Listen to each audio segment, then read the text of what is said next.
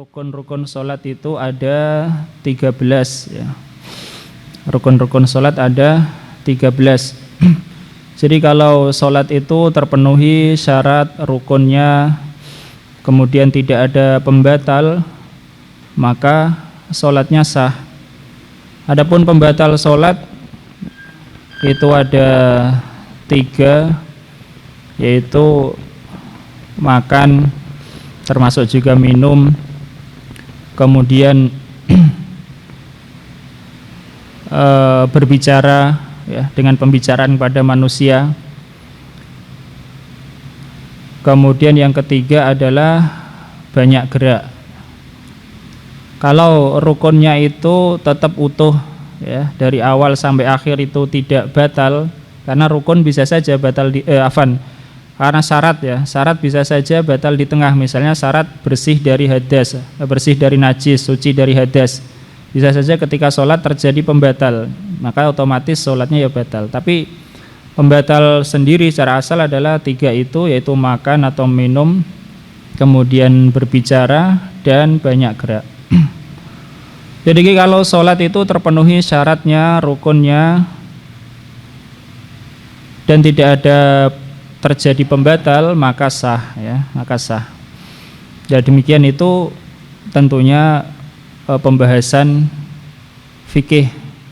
Adapun bagi yang menginginkan dia maksimal di dalam sholatnya, mendapatkan pahala yang sebaik-baiknya ya, maka tentu melaksanakan semaksimal mungkin, yaitu memperbagus sholatnya, baik itu dari sisi waktunya ya, memilih yang awal misalnya, kemudian rukun wajib ya, dan sunnah-sunnahnya dikerjakan semua sebisa mungkin ya.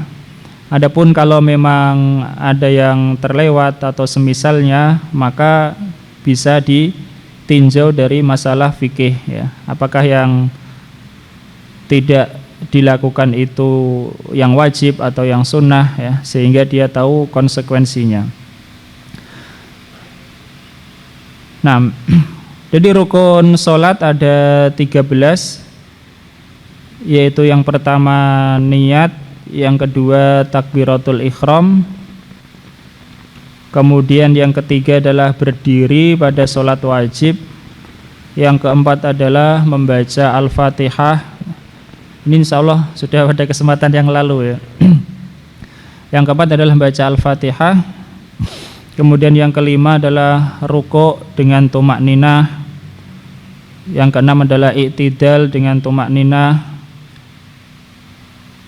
Kemudian yang ketujuh sujud dengan tumak ninah 2 kali dalam 1 rakaat. 8 duduk antara 2 sujud dengan tumak ninah. 9 adalah duduk tasyahud akhir. 10 membaca tasyahud akhir. 11 sholawat untuk Nabi. 12 adalah salam 1 kali. 13 adalah tertib ya. Nah, adapun menurut mazhab Hambali hampir sama seperti itu ya, kecuali niat. Nah, kecuali niat dan kecuali juga sholawat untuk Nabi, mereka mengatakan wajib. Wallahu alam. Nah, telah kita bahas pada kesempatan yang lalu rukun pertama dan yang kedua beserta sunnah-sunnahnya, yaitu niat dan takbiratul ihram. Berikutnya adalah rukun yang ketiga adalah berdiri. Jadi berdiri pada sholat wajib ini termasuk rukun ya. Tidak ada perselisihan ulama. Ulama sepakat kalau orang pada sholat wajib mampu untuk berdiri, maka dia harus melakukannya dengan berdiri. Di antara dalilnya adalah disebutkan oleh penulis kitab ini, Fathul Alam, dari surah Al-Baqarah ayat 238, hafidhu ala sholawati was sholatil wusta wa qumu lillahi qanitin. Jagalah sholat-sholat semuanya dan sholat wusta. Sholat wusta yakni sholat asar menurut satu pendapat.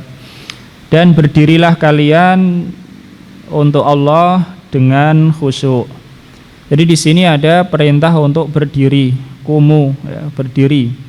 dan tidak ada kewajiban berdiri kecuali dalam sholat. Di antaranya juga hadis dari Imran bin Husain radhiyallahu anhu, waktu itu beliau sedang sakit bawasir, yaitu penyakit ada di tempat keluarnya dari dubur, penyakit di dubur. Maka Rasulullah bersabda kepadanya ketika dia bertanya, "Sholli qa'iman fa illam tastati fa qa'idan." Salatlah kamu sambil berdiri, yakni salat dengan berdiri. Jika kamu tidak mampu maka dengan duduk. Fa illam tastati fa ala jambin. Jika kamu tidak mampu juga dengan duduk maka di atas pinggang. Atas pinggang. Ini menunjukkan bahwa kalau orang mampu untuk berdiri maka dia harus berdiri ketika melaksanakan sholat wajib. Nah, dan berdiri ini ya disepakati ulama bahwa itu wajib berdiri ketika sholat wajib, dan tata caranya adalah sudah dianggap berdiri ya orang itu ya berdiri, ya berdiri, ini tegak punggungnya. Walaupun orang itu misalnya bersandar tapi masih dianggap berdiri, yaitu memenuhi, dia itu melaksanakan rukun berdiri, ya. Atau misalnya pakai tongkat berdirinya, maka itu pun masih dianggap berdiri juga, ya. Walaupun seandainya dia bersandar di tembok, kalau temboknya diambil atau rubuh dia jatuh, tapi tetap itu masih dianggap berdiri selama dia masih dianggap berdiri. Kemudian tidak boleh berdiri ini merunduk seperti merunduknya orang rukuk, karena itu tidak dianggap berdiri, itu dianggap merunduk. Atau tidak seperti rukuk tapi mendekati rukuk, ya ini juga tidak boleh, ya ini selama dia memang mampu untuk berdiri. Nah, kemudian kalau dia tidak mampu untuk berdiri dengan tegak karena sakit di punggungnya atau karena tua, ya, maka dia berdiri semampunya. Bagaimana kalau misalnya orangnya itu sama berdiri dengan rukuk? Ada orang yang berdirinya ya memang dia sudah bungkuk, dia berdiri sama rukuk ya sama saja, ya memang begitu berdirinya. Bahkan dia berdiri pun pakai tongkatnya. Ya caranya dia tetap berdiri seperti itu. Nanti rukuknya ya kalau mampu ya ditambah lebih merunduk lagi. Kalau nggak mampu ya ada perpindahan, mungkin dengan takbir ya atau dengan niat rukuk dan semisalnya. Kemudian seandainya orang itu dia bisa berdiri tapi nggak bisa rukuk, nggak bisa sujud karena penyakit, maka tetap dia sholat sambil berdiri, ya tidak sholat sambil duduk. Pokoknya karena Nabi mengatakan sholli qa'iman, sholatlah dengan berdiri, kalau nggak mampu baru dengan duduk. Nah kalau nggak mampu maka dia duduk. Duduknya bagaimanapun pokoknya sholat ya duduk, ya duduk. Tetapi lebih diutamakan duduk iftiros kalau dia mampu, duduk iftiros. Nah bagaimana orang dikatakan tidak mampu berdiri? Bisa jadi karena dia kalau berdiri itu sakit atau memang dia sudah nggak mampu berdiri, atau khawatir, ya, khawatir ketika sholat di atas perahu misalnya, kalau berdiri khawatir nanti jatuh, ya. Tapi kalau dia bisa berdiri meskipun di atas perahu, dengan ya berdiri di atas perahu ya begitu ya, ada tidak tegaknya, maka tetap itu berdiri. Atau orang tidak mampu berdiri juga kalau kepalanya pusing, kalau berdiri misalnya pusing, berdiri pusing. Atau kalau dia berdiri nggak bisa konsentrasi, maka ini dianggap dia nggak mampu berdiri dan dia bisa sholat sambil duduk. Seandainya kalau ada orang kalau sholat kalau dia berdiri akan maafin ya keluar air kencing, tapi kalau duduk tidak, maka dia sholat sambil duduk ya, duduk. Karena lebih menjaga syarat ya daripada rukun. Nah, kemudian orang yang sholat sambil duduk, bagaimana rukuknya? Orang yang sholat sambil duduk, rukuknya ya dia menundukkan kepalanya sampai kepalanya itu sejajar dengan depan lututnya ya. Pokoknya sudah sejajar dengan depan lututnya, maka itu sudah memenuhi rukuk. Kemudian i'tidal sebagaimana biasa, yakni duduk sebagaimana sebelum rukuk.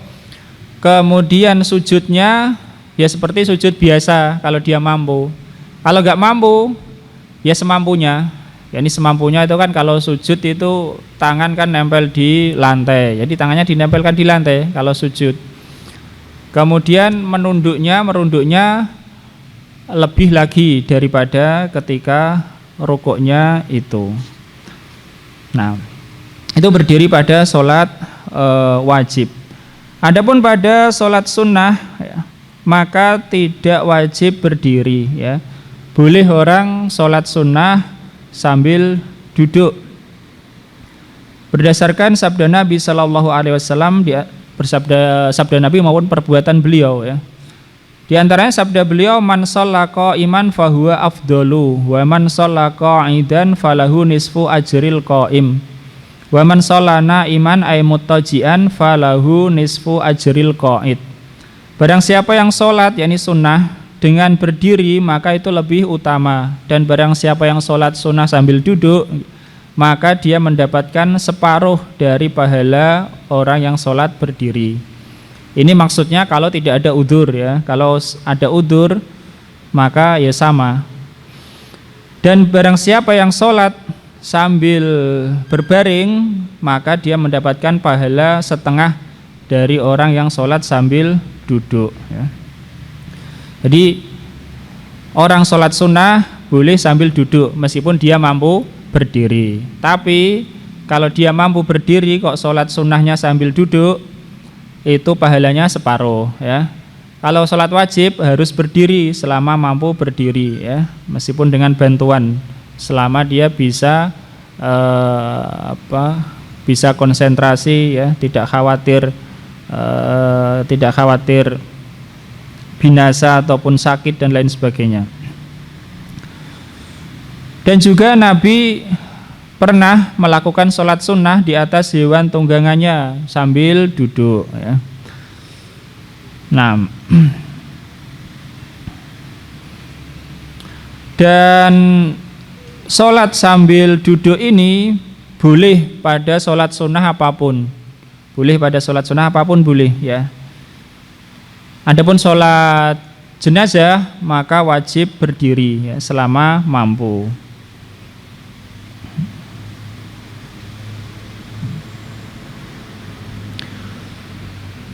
Nah, kemudian misalnya orang berdiri dengan satu kaki, sholat berdiri dengan satu kaki, baik itu ketika berdiri seluruhnya atau sebagiannya, maka ini tetap sah, tapi makruh. Begitu juga dimakruhkan salah satu kakinya di depan, salah satunya di belakang, ya misalnya kakinya kan dua, satunya di depan, satunya di belakang, tapi dia tetap berdiri, maka ini juga makruh dan tidak membatalkan sholatnya. Kemudian disunahkan jari-jari kakinya itu menghadap ke kiblat. Jari-jari kaki menghadap ke kiblat disunahkan. Dan disunahkan ada jaraknya antara telapak kaki yang satu dengan telapak kaki yang lain ya. Makruh kalau dirapatkan, paham ya? Kaki kan dua, kanan kiri, dirapatkan itu makruh. Kasih jarak dan jari-jari kaki dihadapkan ke kiblat. Nah, kemudian lamanya berdiri atau berdiri lama itu lebih afdol daripada sujud lama atau rukuk lama. sebagaimana Nabi ditanya sallallahu alaihi wasallam, ayu sholati afdol, salat bagaimanakah yang lebih utama? Qala, Nabi bersabda, tulul kunut, lama berdiri, ya, berdiri. Yang dimaksud kunut di sini adalah qiyam, ini berdiri. Setelah itu yang dari sisi afdoliyah yang mau dipanjangkan adalah sujud, ya. Jadi kalau sisi afdoliyah yang paling utama ketika sholat itu dipanjangkan adalah berdiri. Setelah itu sujud.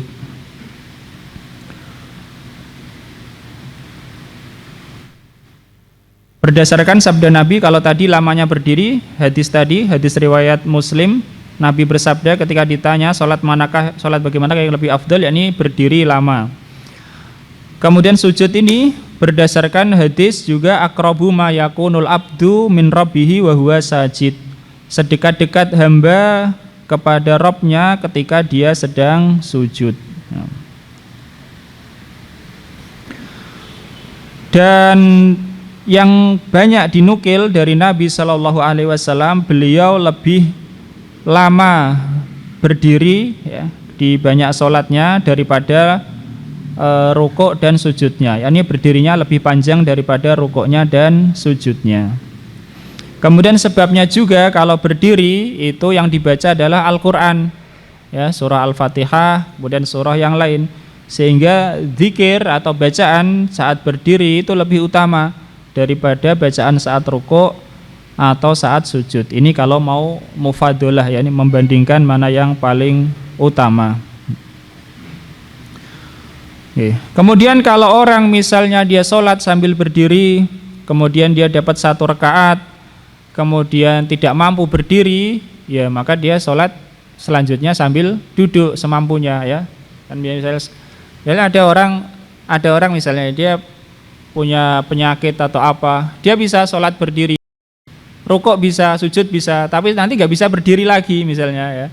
Maka tetap dia mulai sholat dengan berdiri sebagaimana normal. Nanti kalau di rakaat kedua nggak mampu berdiri, ya sambil duduk, ya. Bisa juga.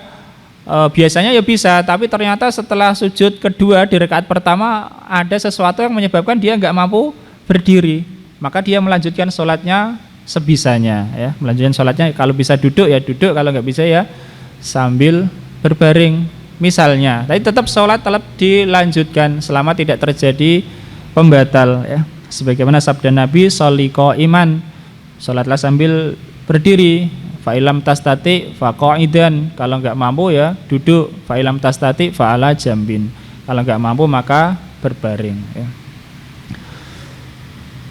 Kemudian disunahkan ketika berdiri ini meletakkan telapak tangan kanan di atas telapak tangan kiri setelah takbir, ya. Dan ulama berbeda pendapat dalam masalah ini. Kalau mazhab Syafi'i adalah di bawah dada, di atas pusar, ya, gini. Kalau mazhab Hambali di atasnya lagi, di dada. Nah, kalau kalau mazhab Maliki kayaknya enggak. Jadi diletakkan gini, tidak disedekap.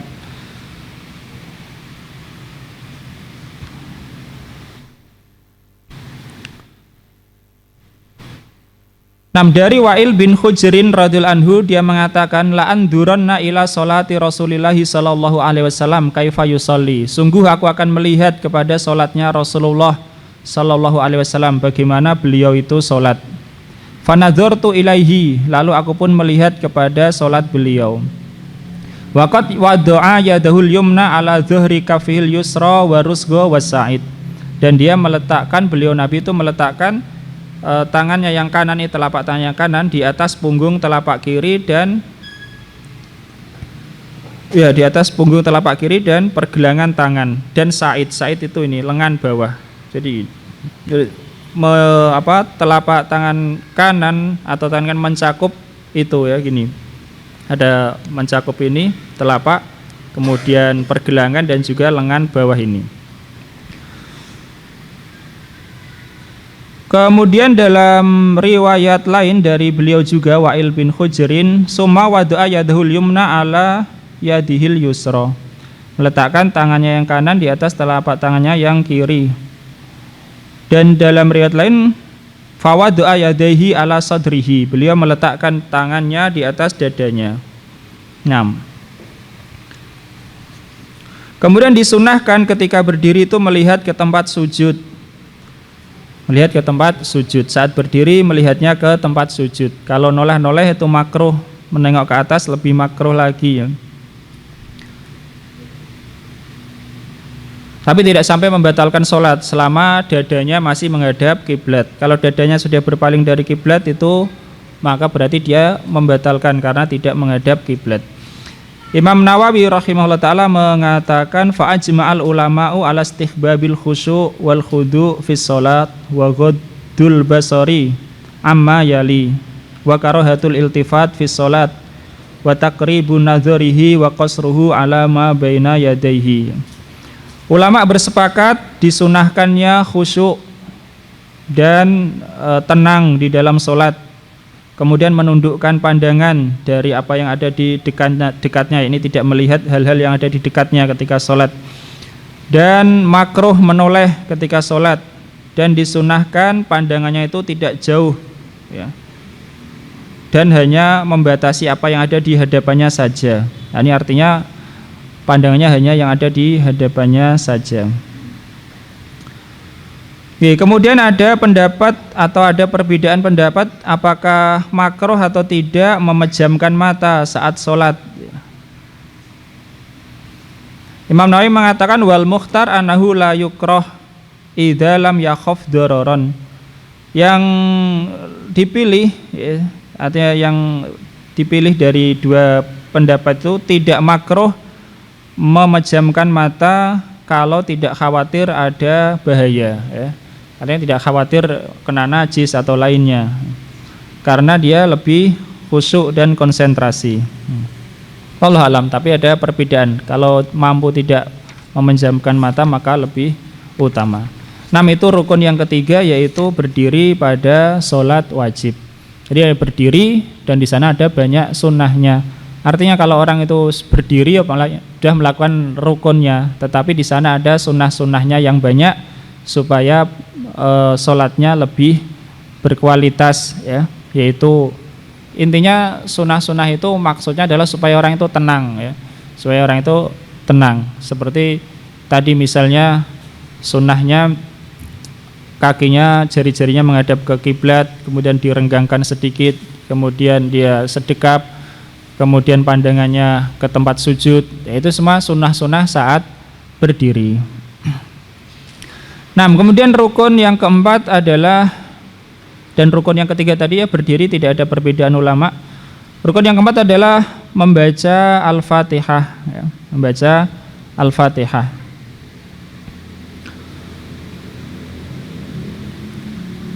Membaca Al-Fatihah ini menurut madhab Syafi'i rahimahullah ta'ala wajib pada setiap rakaat, dan wajib baik itu dia sholat sendiri sebagai imam, sebagai makmum, baik itu pada sholat jahriyah atau sholat sirriyah ya.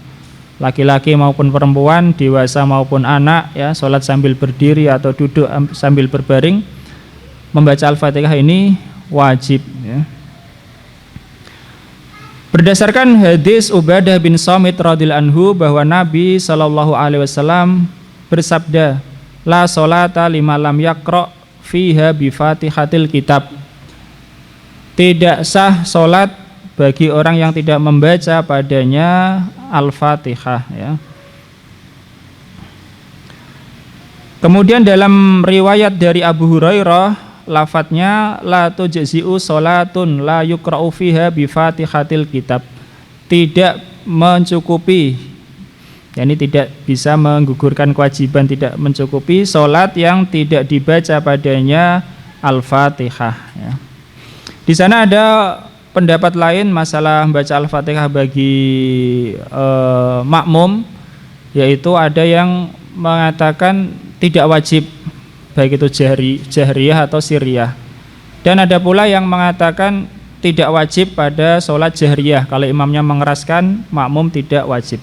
Tapi kalau menurut madhab Syafi'i wajib ya, baik itu imamnya mengeraskan atau enggak, makmum tetap wajib membaca surah Al-Fatihah.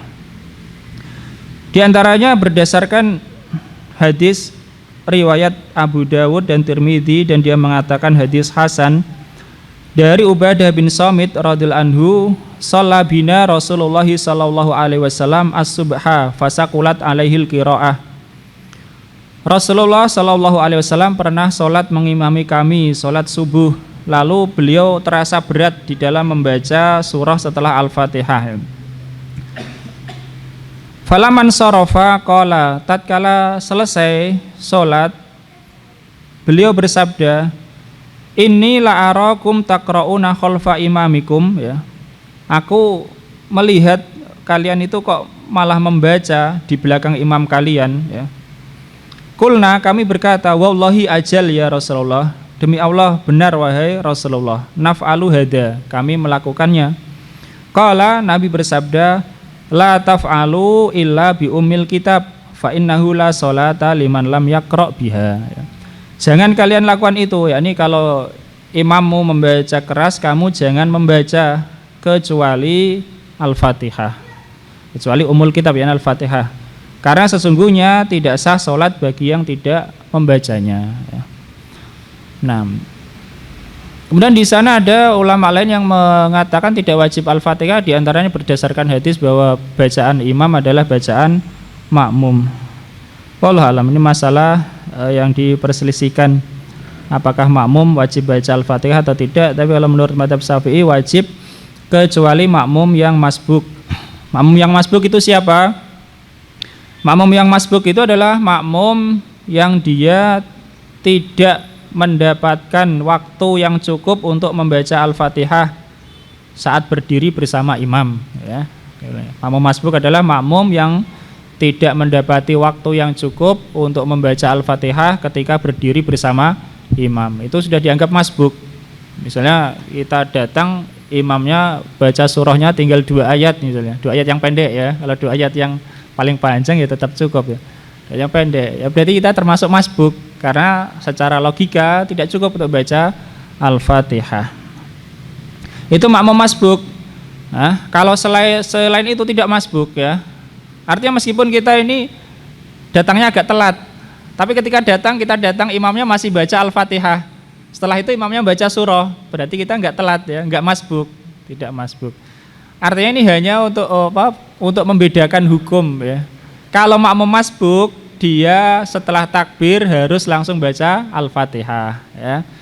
Kalau imamnya rukuk, dia harus ikut rukuk, ya. Itu kalau makmum masbuk. Tapi kalau makmum enggak masbuk, ya, makmum tidak masbuk, maka dia harus menyelesaikan Al-Fatihahnya, harus. Itu menurut mazhab Syafi'i sekali lagi, ya. Tapi kalau mau mengambil mazhab lain, makmum rukuk, imam rukuk ikut rukuk, ya tidak mengapa. Nah, jadi makmum masbuk adalah yang tidak mendapati waktu yang cukup untuk membaca Al-Fatihah ketika berdiri bersama imam. Kemudian makmum ini masbuk dihitung ikut 1 rakaat itu kalau dia bisa rukuk bersama imam, ya, dengan tumak ninah meskipun secara minimal. Artinya dia masuk, imamnya dia rukuk, dia harus takbiratul ihram. Kalau enggak takbiratul ihram ya enggak sholat, ya. Setelah itu dia langsung ikut rukuk, ya. Kalau dia bisa rukuk bersama imam maka dihitung 1 rakaat itu. Artinya dia mendapati rakaat itu. Karena ini pengecualian bagi bacaan Al-Fatihah itu makmum yang masbuk. Dan dia pun sebenarnya tetap wajib baca Al-Fatihah, tapi sudah ditanggung oleh imam, ya. Barangkali inilah yang difahami oleh ulama Syafi'iyah hadis, barang siapa yang menjadi makmum maka bacaan imam adalah bacaan makmum, ya, itu bagi yang masbuk. Kalau enggak masbuk dia harus baca. Wallahu alam. Kemudian baca Al-Fatihah ini ada sunnah-sunnahnya, ya. Artinya tadi kan takbiratul ihram ada sunnahnya, ya kan? Sunnahnya misalnya mengangkat tangan, itu kan takbiratul, ada sunnahnya kan, mengangkat tangan dan sunnah, ya. Kemudian berdiri ada sunnahnya, ya. Bacaan Al-Fatihah ada juga sunnah-sunnahnya, tapi mereka menyebutkan yaitu sunnah sebelum baca Al-Fatihah dan sunnah setelahnya, ya. Ada 2 sunnah sebelum baca Al-Fatihah dan ada 2 sunnah setelah Al-Fatihah yang nampak gitu. 2 sunnah sebelum baca Al-Fatihah adalah baca doa iftitah, pada rakaat pertama ya, dan ta'awud. Dua sunnah setelah Al-Fatihah adalah baca amin dan baca surah ya, pada rakaat yang disunahkan baca surah. Pertama adalah doa iftitah ya, sunnah. Doa iftitah ini hukumnya sunnah dan tidak ada yang mengatakan wajib. Wallahu ta'alam ya, dari 4 mazhab enggak ada yang mengatakan wajib doa iftitah, tapi semuanya mengatakan itu adalah sunnah. Disunahkan setelah takbiratul ihram. Syaratnya adalah sebelum ta'awud. Kalau dia lupa kok langsung baca ta'awud ya sudah, ya lanjutkan, tidak, kesempatan baca Al-Fatihah sudah terlewat. Diriwayatkan dari Ali radhiyallahu anhu, hadis riwayat Muslim, Abu Dawud dan lainnya juga, bahwa Nabi Shallallahu Alaihi Wasallam ketika beliau sholat wajib, beliau bertakbir dan membaca wajjahtu wajhiya lilladzi fataras samawati wal arda hanifan muslima wa ma ana minal musyrikin. Inna sholati wa nusuki wa mahyaya wa mamati lillahi rabbil alamin. La syarika lahu wa bidzalika umirtu wa ana minal muslimin ya. Ini salah satu riwayat bacaan doa iftitah ya. Dan di sana ada riwayat-riwayat lain untuk doa iftitah ini. Misalnya subhanakallahumma rabbana subhanakallahumma apa itu selanjutnya? Ada apa juga agak biasa baca. Itu di kitabnya Al-Muqni oleh Ibnu Qudamah Madhab Hambali itu yang disebutkan ya. Subhanakallahumma bihamdika wa tabarakasmuka wa ta'ala jadduka wa la ilaha ghairuka ya.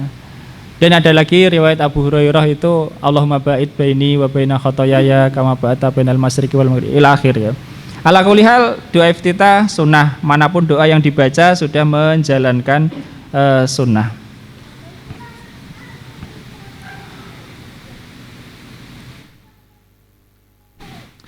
Oke.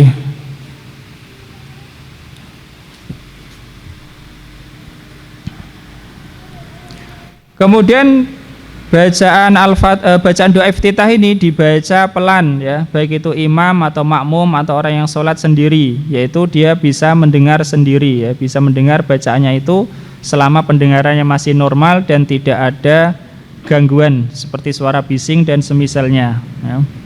Kalau orang itu sengaja tidak membaca doa iftitah ya, ataupun lupa ya, maka tidak ada celah baginya, artinya dia tidak harus sujud sahwi ya.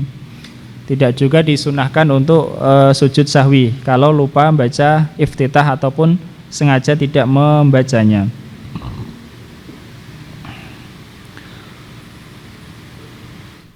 Oke. Tidak disunahkan iftitah pada sholat jenazah. Ini sholat jenazah tidak pakai doa iftitah, langsung ta'awud.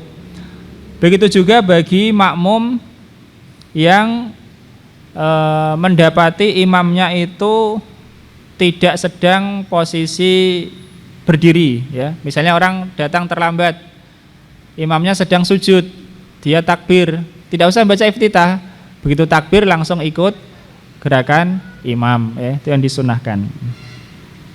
Kecuali kalau imamnya tasyahud akhir, dia datang, dia takbir, belum sempat duduk, imamnya sudah salam ya. Datang terlambat sekali, pol ya. Imamnya sudah tasyahud akhir, dia datang, dia takbir, begitu selesai takbir imamnya langsung salam ya. Dia sudah mendapati ikut jamaah juga ya. Dia masih bisa membaca doa iftitah ya. Tapi kalau dia sudah ikut duduk ya, imamnya salam, dia bangkit, maka tidak membaca doa iftitah. Begitu juga tidak membaca doa iftitah kalau orang khawatir waktunya, misalnya dia bangun di akhir waktu sholat, dia belum sholat ya, itu sholat ini khawatir habis waktunya, maka dia tidak membaca doa iftitah dan langsung baca Al-Fatihah. Nah, kemudian sunnah yang lainnya sebelum membaca Al-Fatihah adalah membaca ta'awud. Membaca ta'awud. Allah Ta'ala berfirman, fa idza qara'tal Qur'ana fasta'id billahi minasyaitonir rajim. Jika kamu membaca Al-Quran, maka berlindunglah kepada Allah dari setan yang terlaknat. Sehingga lafadznya kalau sesuai teks ayat itu adalah a'udzu billahi minasyaitonir rajim, karena di dalam ayat itu fasta'id billahi minasyaitonir rajim. Jadi a'udzu billahi minasyaitonir rajim. Kemudian ada lafadz hadis yaitu a'udzu billahi samiil alim minasyaitonir rajim, ya. A'udzu billahi samiil alim minasyaitonir rajim. Menurut mazhab Syafi'i, ta'awudz ini disunahkan setiap rakaat, ya. Jadi rakaat pertama lebih utama, lebih ditekankan. Rakaat kedua juga disunahkan ta'awudz sebelum membaca. Karena kan itu mau membaca Al-Qur'an, kan teksnya ayat kalau mau baca Al-Qur'an baca ta'awudz. Nah, ini hukumnya sunnah, seandainya ditinggalkan sengaja atau lupa maka tidak membatalkan sholatnya dan tidak pula sujud sahwi karenanya. Nah, setelah itu membaca surah Al-Fatihah, dan ini yang wajib, ya. Jadi baca Al-Fatihah wajibnya ya dibaca semua 7 ayat. Kemudian wajib urut, tidak boleh jeda di tengah, berhenti di tengah lama, atau jeda sebentar dengan maksud dengan maksud tidak melanjutkan, ya. Misalnya kalau ada. Bagaimana kalau misalnya dia ketika membaca Al-Fatihah itu mengucapkan yang lain di tengah-tengahnya, ya. Maka ulama mengatakan kalau itu bukan untuk kepentingan sholat, dia harus mengulangi Al-Fatihahnya lagi. Misalnya dia ketika di tengah-tengah Al-Fatihah dia bersin lalu baca Alhamdulillah misalnya, ya. Berarti kan bacaan Al-Fatihahnya terputus, dia harus mengulangi dari awal. Tapi kalau untuk kepentingan sholat, maka bisa dilanjutkan. Gimana caranya untuk kepentingan sholat itu? Misalnya saja, ini contoh. Makmum baca Al-Fatihah, di tengah-tengah bacaan Al-Fatihah ternyata imamnya lupa, bacaannya lupa, ya. Dia mengingatkan imamnya. Maka setelah mengingatkan imamnya dia bisa melanjutkan Al-Fatihah. Atau dia ketika sedang tengah-tengah baca Al-Fatihah, imamnya sujud, ya, ini sujud tilawah misalnya, ya, dia ikut sujud tilawah. Setelah itu nanti bangkit dia melanjutkan Al-Fatihahnya. Itu untuk kepentingan sholat. Ini dibaca semua, ya, kemudian urut dan tidak terputus. Itu Al-Fatihah. Adapun Bismillahirrahmanirrahim, ini ulama beda pendapat. Bukan hanya ulama fikih yang berbeda pendapat apakah Bismillah ini termasuk ayat dari surah Al-Fatihah atau tidak, tapi termasuk juga ulama yang berkecimpung dalam penghitungan ayat. Kita tahu kita itu membaca Al-Quran dengan riwayat Hafs dari Asim, dan itu adalah ahli Kufah, sehingga hitungan ayatnya itu menurut ahli Kufah, dan ini yang paling banyak. Jadi hitungan ayat dalam Al-Quran itu ada perbedaan. Mereka sepakat 6.200 lebih. Lebihnya ini yang diperselisihkan, lebih berapa?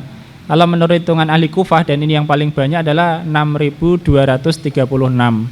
6.236. Dan ini satu-satunya ahli satu-satunya yang menghitung alif lam mim sebagai satu ayat. Kata kita lihat alif lam mim satu ayat. Bahkan di dalam surah-surah itu Hamim, Ain, Sin, Qaf itu 2 ayat. Hamim ayat 1, Ain, Sin, Qaf 1 ayat. Dan tidak ada yang seperti ahli Kufah ini kecuali ahli Syam menghitung dalam surah Asy-Syura saja Hamim, Ain, Sin, Qaf 2 ayat. Selain itu enggak, alif lam mim 1 ayat itu hitungan Kufah. Termasuk Bismillahirrahmanirrahim ayat pertama surah Al-Fatihah itu juga hitungan Kufah, termasuk hitungan ahli Mekah juga. Adapun Madinah, kemudian Basrah, yang lainnya enggak, ya, Bismillah tidak dianggap. Nah, Imam Syafi'i rahimahullah ta'ala termasuk perawi dari Ibnu Katsir, ahli qiraah Mekah, ya. Cuma kalah tenar saja, ya, sama perawi yang 2 itu yang masyhur, Al-Bazzi dan Kumbul. Jadi Imam Syafi'i berpendapat, ya, Bismillahirrahmanirrahim itu 1 ayat sendiri dari Al-Fatihah, ya, dari Al-Fatihah. Jadi ahli Kufah dan ahli Mekah ya, yakni dari sisi bacaan menghitung Bismillahirrahmanirrahim itu ayat pertama dari surah Al-Fatihah. Kalau nggak percaya buka saja mushaf yang ada pada kita. Dalam Al-Fatihah Bismillahirrahmanirrahim dihitung satu. Karena itu hitungan ahli Kufah. Kita baca pakai bacaan Kufah ya. Ini Hafiz dari Asim itu orang Kufah. Nah, bismillah termasuk ayat menurut mazhab Syafi'i, menurut mazhab Maliki maupun Hambali enggak ya. Bukan satu ayat tersendiri. Di antara dalil bahwa Bismillahirrahmanirrahim itu termasuk ayat dari Al-Fatihah dari Abu Hurairah bahwa Nabi SAW bersabda, "Idza qara'tum alhamdulillahirabbil alamin faqra'u bismillahirrahmanirrahim. Innaha ummul Qur'an wa ummul kitab wa sab'ul masani. Wa bismillahirrahmanirrahim ikhda ayatiha." Hadis riwayat Daruqutni. Kalau kalian membaca alhamdulillahirabbil alamin yakni surah Al-Fatihah, maka bacalah juga bismillahirrahmanirrahim. Sesungguhnya Al-Fatihah itu adalah Ummul Quran, Ummul Kitab, Sab'ul Masani ya. Sab'ul Masani, kata Sab'ul Masani itu artinya 7 yang diulang-ulang ya. Dan itu tersebut dalam surah Al-Hijr. Walaqad atainaka sab'am minal masani wal Qur'anal azim ya. Ini juga dalil bahwa Al-Fatihah turun di Mekah. Karena surah Al-Hijr disepakati Mekah. Berarti dia turun sebelum Al-Hijr, jadi Mekah. Dan Bismillahirrahmanirrahim adalah salah satu dari ayat-ayatnya ya. Ini diantara dalil bahwa Bismillah termasuk ayat dalam surah Al-Fatihah. Ala kulli hal ini perbedaan ulama, bukan hanya ulama ahli fikih, ulama menghitung ayat pun beda-beda ya.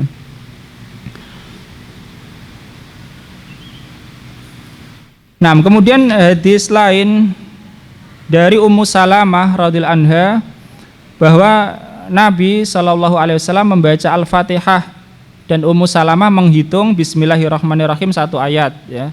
Bismillahirrahmanirrahim satu ayat dan Alhamdulillahirabbil alamin satu ayat. Dan termasuk sunnah dalam membaca Al-Fatihah itu adalah berhenti di akhir ayat ya. Sebagian hadis Ummu Salamah, ketika Ummu Salamah ditanya bagaimana qiraah Nabi dalam Al-Fatihah, beliau menjawab bahwa Nabi itu memanjangkan dan berhenti di akhir ayat, sehingga Ummu Salamah menghitung Bismillahirrahmanirrahim berhenti ya, Alhamdulillahirabbil alamin berhenti. Seandainya orang melangsungkan juga sah juga ya, yang penting benar ya. Gimana melangsungkan itu? Kita enggak terbiasa. Bismillahirrahmanirrahim alhamdulillahirabbil alamin arrahmanirrahim maliki yaumiddin. Ya, seperti itu langsung. Tapi yang sunnah berhenti di akhir ayat. Lebih sunnah ya, berhenti di akhir ayat. Nah, kemudian bagi yang tidak mampu membaca Al-Fatihah, kalau menurut mazhab Maliki dia ikut sholat jamaah. Udah selesai ya. Gak mau baca Al-Fatihah apa ikut sholat jamaah, sudah ditanggung sama imam. Kalau nggak bisa juga gugur kewajiban ya. Tapi kalau menurut mazhab Syafi'i tidak mampu Al-Fatihah, baca yang lain ya dari Al-Quran. Kalau nggak mampu juga dzikir. Baru kalau nggak mampu berdiri sekadar Al-Fatihah ya, berdiri sekadar Al-Fatihah. Tapi kalau mazhab Maliki nggak usah berdirinya selama itu. Pokoknya dibedakan antara takbirnya dengan rukuknya, pokoknya ada jeda ya. Tapi sebelum itu dia harus ikut jamaah kalau ada jamaah ya. Karena dia nggak mau baca Al-Fatihah, untuk menggugurkan yakni kewajiban baca Al-Fatihah dia harus ikut jamaah. Kalau nggak ada juga atau nggak mungkin juga bisa gugur, yakni bacaan Al-Fatihah gugur. Tapi harus dikasih jeda antara takbir dan rukuknya. Tidak takbir, Allahu Akbar langsung rukuk, nah, dikasih jeda. Nah, kemudian termasuk wajib juga baca Al-Fatihah itu harus dilakukan saat berdiri. Seandainya orang belum selesai Al-Fatihahnya ghairil maghdubi alaihim waladdallin, dia baca ghairil maghdubi alaihim waladdallin sambil apa? Sambil gerak untuk rukuk. Ya ini enggak sah ya. Pokoknya harus berdiri. Nah, itu Al-Fatihah. Kemudian sunnah setelah Al-Fatihah ya, tadi sunnah sebelum Al-Fatihah ada doa iftitah, yang di rakaat pertama ada ta'awud. Ta'awud di semua rakaat, tapi rakaat pertama lebih ditekankan. Sunnah setelah Al-Fatihah adalah baca amin. Baca amin ini sunnah untuk semuanya, baik itu dia sholat sendirian, menjadi imam, menjadi makmum, ya. Sholat sambil berdiri, sambil duduk, laki-laki, perempuan, anak kecil, dewasa, baca amin ini semua disunnahkan. Dan membaca amin bisa dipanjangkan A-nya, bisa juga pendek, ya. Dua-duanya boleh.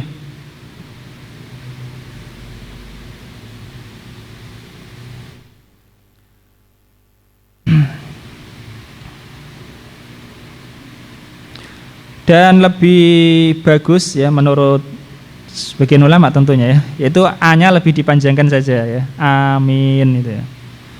Dan mimnya tidak ditasdid. Dari Wa'il bin Hijr radhiyallahu anhu, dia mengatakan kana Nabiyyu sallallahu alaihi wasallam idza qara'a waladdallin qala amin wa rafa'a biha sautahu. Adalah Nabi Shallallahu Alaihi Wasallam apabila beliau telah membaca waladdallin, maka beliau pun membaca amin dan mengeraskan suaranya. Imam tetap membaca amin ya, dan makmum itu membaca amin bersama imam pada sholat jahriyah. Ada sholat jahriyah tentu, karena kalau sholat sirriyah ya dia nggak tahu bacaan Al-Fatihahnya imam sampai mana. Nabi bersabda, idza ammanal imamu fa'amminu fa innal malaikata tu'amminu bi ta'minihi faman wafaqa ta'minuhu ta'minal malaikah ghufira lahu ma taqaddama min dambi ya. Jika imam itu mengucapkan amin, maka ucapkanlah oleh kalian amin, yakni para makmum. Karena sesungguhnya para malaikat itu mengucapkan amin ketika aminnya imam itu ya. Barang siapa yang aminnya itu menepati aminnya para malaikat, maka diampuni untuknya dosa-dosanya yang lalu ya. Itu sunnah, mengucapkan amin saja pahalanya diampuni dosa-dosanya yang lalu. Kalau berbarengan dengan aminnya malaikat. Dan kita kan sering ya sholat jamaah. Ya seandainya sekarang ini enggak menepati aminnya malaikat, bisa jadi kesempatan yang lain ya, menepati aminnya malaikat. Ya, ini sesuai dengan aminnya imam ya. Dan hadisnya ini sahih riwayat Bukhari dan Muslim.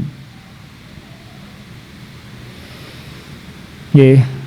Imam juga mengeraskan ya, sebagian tadi hadis Wa'il radhiyallahu anhu, dan makmum juga mengeraskan ketika sholat jahriyah ya, sholat jahriyah.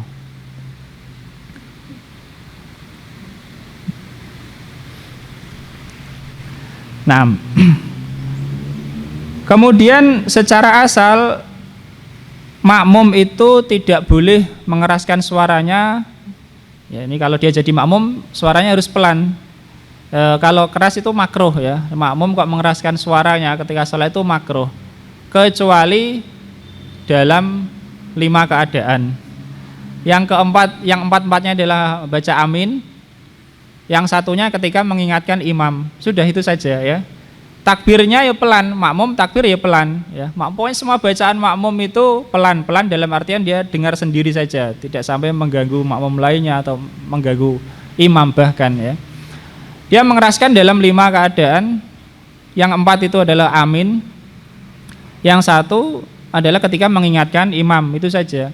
Yang 4 amin itu adalah amin dari Al-Fatihah ini, dan amin 3 pada kunut subuh bagi mazhab Syafi'i itu. Kemudian kunut Ramadan, yakni tarawih di akhir Ramadan, yakni pertengahan akhir, dan kunut nazilah ya, udah. Selain itu makmum membaca dengan pelan. Nah, kemudian sunnah yang berikutnya setelah membaca Al-Fatihah adalah membaca surah. Baca surah. Dan bagi imam dan orang yang sholat sendiri, setelah membaca Al-Fatihah dia disunahkan membaca surah, yaitu pada rakaat pertama dan kedua. Itu bagi imam dan yang sholat sendiri. Adapun bagi makmum maka dia tidak, karena dia mendengarkan bacaan imam. Lalu bagaimana kalau nggak mendengar? Paham? Bisa saja jamaah banyak sampai jauh, suaranya imam pelan, ya, atau imam memang sengaja memelankan, ya. Atau mungkin makmumnya dia itu pendengarannya kurang bagus sehingga nggak dengar. Lah apa gunanya dia diam, ya kan? Dia tetap disunahkan membaca surah. Ya, kalau dia tidak mendengar bacaan surahnya imam, ya, atau dia mendengar tapi nggak jelas, bisa saja mendengar tapi nggak jelas. Lalu apa gunanya? Ya, mendengar yang nggak jelas. Maka dia tetap disunahkan baca surah. Tetapi bagi makmum yang mendengar bacaan surahnya imam itu setelah Al-Fatihah, maka dia tidak membaca surah kecuali Al-Fatihah saja, sebagaimana berlalu hadisnya.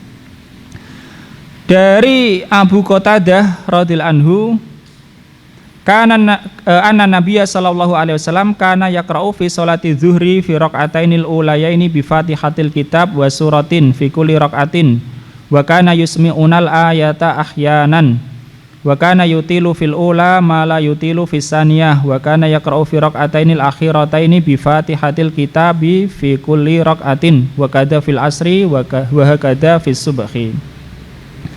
Bahwa Nabi sallallahu alaihi wasallam biasa beliau itu membaca pada sholat duhur di 2 rakaat pertama Al-Fatihah dan surah pada masing-masing rakaat, ya. Rakaat pertama Al-Fatihah dan surah, rakaat kedua Al-Fatihah dan surah. Dan terkadang beliau memperdengarkan itu kepada kami. Itu terkadang, artinya pelan. Secara asal kalau duhur bacanya pelan, tapi terkadang Nabi memperdengarkan ayat itu supaya sahabat tahu. Dan beliau memanjangkan yang rakaat pertama, ya, lebih panjang daripada rakaat yang kedua, ya. Ini termasuk sunnah. Dan beliau membaca di 2 rakaat yang akhir Al-Fatihah saja pada masing-masing rakaat. Demikian juga beliau melakukan pada sholat asar, demikian juga pada sholat subuh, ya. Seandainya orang baca surah sebelum Al-Fatihah, maka itu tidak dianggap, ya, ini tidak dianggap melaksanakan sunnah, ya.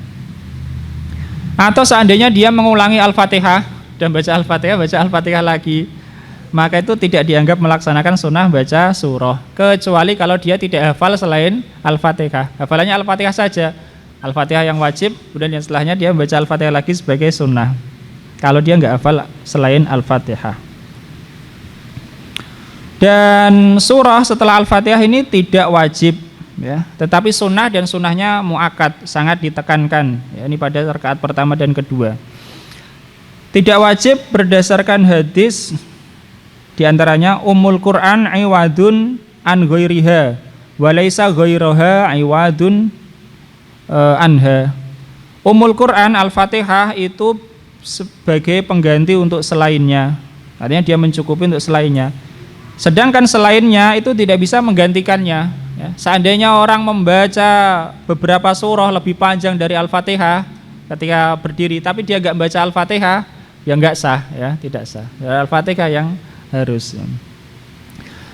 Kemudian sunnah membaca surah ini sudah terlaksana meskipun dia hanya membaca beberapa ayat atau bahkan 1 ayat, ya, atau bahkan mungkin separuh ayat tapi sudah panjang, ya, sudah mafhum.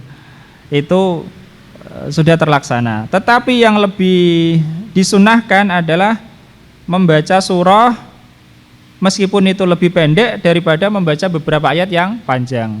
Kenapa? Ulama mengatakan karena awal dan akhir surah itu jelas, ya, awal dan akhir surah itu jelas. Adapun awal dan akhir ayat itu berdasarkan ijtihad. Makanya tadi kita katakan, ya, penghitungan ayat kan ulama tidak sepakat, ya. Alif Lam Mim ada yang menghitung 1 ayat, tapi ada juga yang nggak menganggap 1 ayat.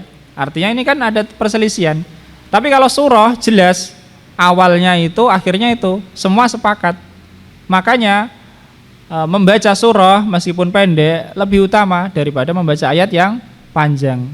Karena awal ayat, akhir ayat itu ijtihad, ya, kecuali kalau akhir yang paling akhir dan awal yang paling awal itu jelas, ya. Tapi kalau surah kan jelas awalnya akhirnya, paham ini ya? Sehingga ada perbedaan juga di kalangan ulama itu jumlah ayat dalam Al-Quran itu ya. Ini ya, secara asal begitu. Tetapi beda kalau itu misalnya sholat tarawih ya. Sholat tarawih orang misalnya satu malam satu juz, ya maka dia itu lebih afdol daripada satu surah terus ya. Misalnya dia menginginkan itu. Atau ayat-ayat yang jelas-jelas Nabi pernah membacanya ya. Misalnya diriwayatkan Nabi kan pernah membaca sebelum sholat sunnah sebelum subuh, beliau di rakaat pertama membaca surah Al-Baqarah 136, yang rakaat kedua membaca Ali Imran 64. Nah, maka itu bisa jadi lebih utama karena Nabi membaca itu. Artinya kalau Nabi membaca itu kan jelas ini dari Nabi awal dan akhirnya. Tapi kalau enggak mesti. Ya. Karena ulama ini berbeda pendapat. Termasuk tadi kan surah Al-Fatihah saja kan ada perbedaan awalnya Bismillahirrahmanirrahim ini termasuk awal. Nah, itu.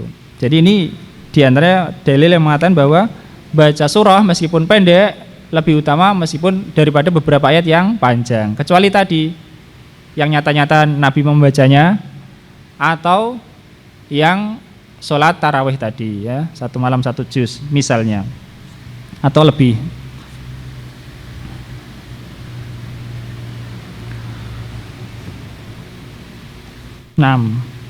Adapun makmum tadi ya tidak membaca surah ketika mendengar bacaan imamnya sebagaimana hadis idza kuntum khalfi fala taqra'u illa bi ummil Qur'an fa innahu la sholata liman lam yaqra' biha. Kalau kalian ada di belakangku janganlah kalian membaca kecuali Al-Fatihah karena sungguhnya tidak sah salat bagi orang yang tidak membaca Al-Fatihah.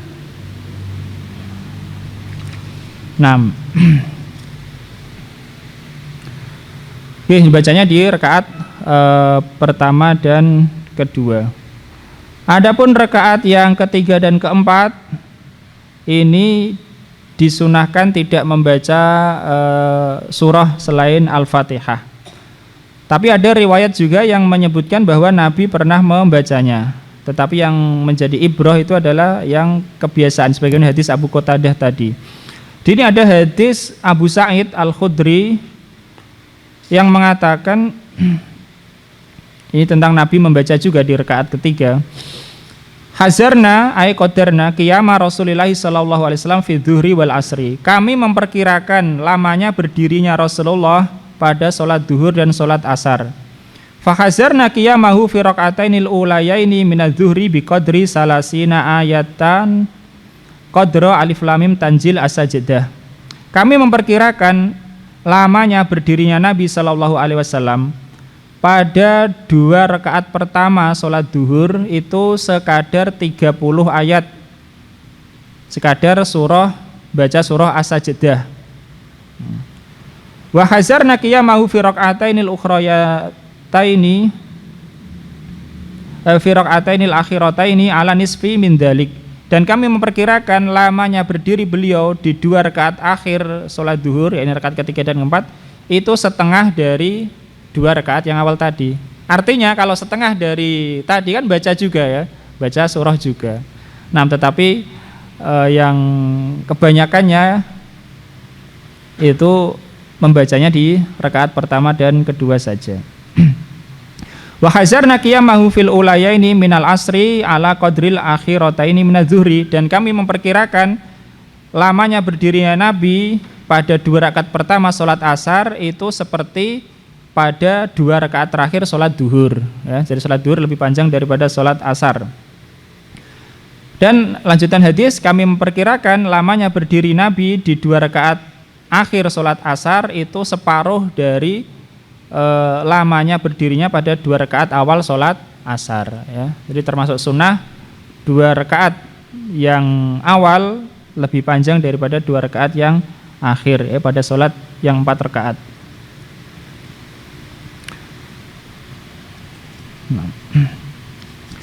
Kemudian ulama mengatakan kalau makmum itu masbuk, dia ketinggalan 2 rakaat atau lebih ya. Kemudian dia berdiri menggenapi, maka dia bisa membaca surah. Ya, meskipun berdirinya itu ya dianggap rakaat ketiga dan keempat, tapi bisa membaca surah. Kenapa? Karena sudah terlewat darinya, kan surah kan sudah terlewat karena dia telat 2 rakaat. Dia tidak membaca surah, tidak pula mendengar imam baca surah ya. Maka ketika melanjutkan dia bisa membaca surah. Kenapa? Untuk mengganti dari kekurangannya tadi. Oke. Kemudian surah-surah yang disunahkan ini sebagaimana hadis al-ibrah bil ghalib ya, yang dijadikan acuan adalah yang kebanyakannya. Secara asal kalau orang itu jadi imam secara asal ya, dia meringankan bacaannya. Kecuali kalau makmumnya itu rela ya, ridho untuk dipanjangkan. Dan makmumnya itu terbatas, artinya terbatas itu tidak ada musafir, tidak ada wanita yang punya suami ya. Karena ada wanita yang punya suami ya tidak bisa dia manjangkannya karena berkaitan dengan hak suaminya. Maksudnya berkaitan dengan hak suami wanita yang jadi makmumnya itu. Begitu juga musafir karena dia terburu-buru biasanya ya, ingin segera, maka tidak memanjangkan. Sehingga Imam Nawawi rahimahullah taala mengatakan waqtilaful ahadisi fi qadril qiraah kana bihasabil akhwali minal ma'mumin. Dan perbedaan hadis-hadis tentang kadar panjangnya qiraah Nabi ya, maka itu sesuai keadaan makmumnya ya, sesuai dengan keadaan makmumnya. Sehingga ulama menyimpulkan kalau makmumnya itu rela untuk dipanjangkan dan orang-orang tertentu, maka sunnah imam memanjangkan. Tapi kalau enggak ya tetap meringankan. Nah, yang paling dipanjangkan biasanya sholat subuh dan sholat duhur ya, sholat subuh dan sholat duhur. Dalam riwayat Tirmidzi bahwa Nabi Shallallahu Alaihi Wasallam membaca pada sholat subuh itu dengan surah Al-Waqiah. Ini pernah beliau membaca surah Al-Waqiah. Kemudian juga ketika hari Jumat, Nabi ketika sholat subuh bacanya surah As-Sajdah dan surah Al-Insan ya, surah As-Sajdah dan surah Al-Insan. Kemudian sholat duhur tadi ya, hadis Abu Sa'id, Nabi lamanya panjangnya itu surah As-Sajdah. Nah, itu paling panjang. Asar setengahnya. Maghrib itu yang pendek-pendek. Kalau Isya itu sepanjangnya seperti asar. Kalau maghrib itu yang pendek-pendek. Karena waktunya juga pendek. Dan juga hadis riwayat Abu Hurairah yang mengatakan anan Nabiyya sallallahu alaihi wasallam kana yaqra'u fil maghribi bi qisaril mufassal. Adalah Nabi sallallahu alaihi wasallam biasa beliau itu membaca pada salat maghrib dengan surah-surah mufassal yang pendek. Surah-surah mufassal yang pendek. Apa itu mufassal itu? Jadi ulama, jadi kata mufassal sendiri kan ada ya diucapkan oleh Abu Hurairah ini. Hadis ini riwayat Nasai. Abu Hurairah radhiyallahu anhu mengatakan Nabi ketika maghrib itu membaca surah-surah mufassal yang pendek. Artinya kata mufassal itu disebutkan dalam oleh perkataan para sahabat, perkataan sahabat. Jadi ulama membagi Al-Quran itu surah-surahnya itu ditinjau ada yang pertama itu sab'ut tiwal, 7 surah yang panjang-panjang ya. Yang pasti ya Al-Baqarah, Ali Imran ya semisal itu 7. Setelah itu disebutkan namanya surah Al-Mi'in, dari kata mi'ah. Mi'in itu yang ayatnya kira-kira ya 100 kurang lebih setelah itu. Meskipun tentu tidak semua urut ya, tetapi globalnya begitu. Kemudian setelah itu disebut Al-Masani, yang setelah itu. Dan setelah itu adalah Al-Mufassal, yaitu Mufassal. Nah, Mufassal disebut Mufassal ya alasannya itu karena banyak berhentinya karena ayatnya pendek-pendek, jadi banyak berhenti. Atau bisa juga maksudnya karena dia itu jarang sekali ada ayat yang dimansuh di situ. Akhir dari mufassal itu Anas, sudah jelas ya, akhirnya Anas. Tapi awalnya itu mana ya? Ini ulama beda pendapat. Ada sekitar 10 pendapat. Ini awalnya mufassal itu mana? Akhirnya Anas jelas ya akhir. Yang nampak ya awalnya itu adalah surah Al-Hujurat ya, surah Al-Hujurat. Dan ini pula insya Allah yang dikuatkan oleh Ibnu Katsir dalam tafsirnya. Surah Al-Hujurat sampai akhir ya. Jadi kalau orang membagi membaca Al-Quran ingin 7 hari khatam ya. Yang pertama dia membaca 3 surah. Maksudnya Al-Fatihah tidak dianggap ya, 3 surah. Hari pertama 3 surah, apa itu? Al-Baqarah, Ali Imran, An-Nisa. Hari kedua 5 surah, 5. Hari ketiga 7. Hari keempat 9. Hari kelima 11. Hari keenam 13 surah. Jumlahnya berapa? Berapa jumlahnya itu? 3 tambah 5 8 tambah 7 15 tambah 9 24 tambah 11 35 tambah 13 48 ya, 48 di 48 surah ya. Al-Hujurat itu surah nomor 49 ya. Tapi masalahnya Al-Fatihah enggak dihitung ya. Jadi bisa jadi Al-Hujurat dan surah Qaf ya. Itu awalnya. Dan hari ke-7 dari ini sampai akhir selebihnya. Itu kalau itu diantara amalan sahabat dulu yang ingin membaca Al-Quran 1 minggu ya, 1 pekan. Hari pertama 3, 5, 7. Nah, setelah itu terakhir itu dari Al-Hujurat atau dari Qaf sampai akhir. Nah, itu surah Mufassal. Mufassal. Yang panjang itu ya dari awal Mufassal sampai An-Naba. Ini menurut satu pendapat tentu ya. Ada yang menganggap panjangnya itu berdasarkan panjangnya surah, bukan berdasarkan urut-urutan di mushaf ya. Ada yang matan kemudian yang pertengahannya dari An-Naba sampai Ad-Duha. Setelah itu selain adalah Qisar, Mufassal atau yang pendeknya. Wallahu alam. Kemudian kalau di sholat sunnah rawatib yang mengiringi sholat fardu ya, sholat sunnah, maka yang sunnah adalah surahnya itu yang pendek-pendek ya. Kalau sholat sunnah rawatib yang mengiringi sholat wajib, surahnya itu yang pendek-pendek. Dalam riwayat Muslim ya, bahwa Nabi ketika sholat sunnah sebelum subuh di rakaat pertama membaca surah Al-Baqarah ayat 136, satu ayat. Qulu amanna billahi wa ma unzila ilaina dan seterusnya. Rakaat kedua membaca Ali Imran ayat 64, Qul ya ahlal kitabi ta'alau ila kalimatin sawain dan seterusnya. Dan dalam hadis yang lain Nabi membaca, riwayat Muslim juga, Nabi membaca di 2 rakaat sebelum fajar itu, rakaat pertama Al-Kafirun, rakaat kedua Al-Ikhlas ya.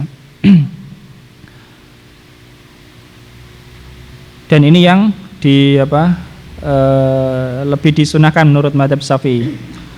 Kemudian dari Ibnu Umar radhiyallahu anhu, beliau mengatakan romaktun Nabiyya sallallahu alaihi wasallam isrina marratan yaqra'u fi rak'ataini ba'dal maghrib wa rak'ataini qablal fajri qul ya ayyuhal kafirun wa qul huwallahu ahad. Aku memperhatikan Nabi sallallahu alaihi wasallam sebanyak 20 kali. 20 kali dan banyak. Beliau membaca pada 2 rakaat setelah maghrib dan juga pada 2 rakaat sebelum fajar itu membaca qul ya kafirun ya rakaat pertama dan qul huwallahu ahad pada rakaat kedua ya. Ini hadis riwayat Muslim. Jadi mengikuti Nabi ya itu ada pokoknya asal mengikuti. Misalnya orang setelah baca Al-Fatihah baca surah ya mengikuti Nabi. Tapi kalau mengikuti itu secara sempurna ya seperti itu juga mengikuti ya kan. Misalnya kita tahu Nabi ketika ba'da maghrib bacanya surah Al-Kafirun ya kita ikuti. Seandainya kita membaca surah selain Al-Kafirun ya juga termasuk mengikuti Nabi karena mengikuti sunnah juga. Tapi yang lebih afdal kalau secara sempurna.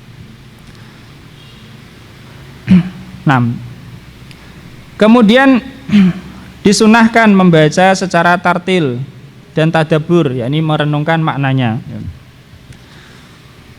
Dan ini menurut kesepakatan ulama disunahkan tartil dan tadabbur. Tartil itu ini jelas, pelan ya, tidak buru-buru. Allah berfirman warattilil Qur'ana tartila ya, dan bacalah Al-Qur'an dengan tartil. Kemudian Allah Ta'ala berfirman juga kitabun anzalnahu ilaika mubarakul liyadabbaru ayatih. Al-Quran adalah satu kitab yang kami turunkan ia kepadamu yang diberkahi supaya mereka merenungkan ayat-ayatnya ya. Nah,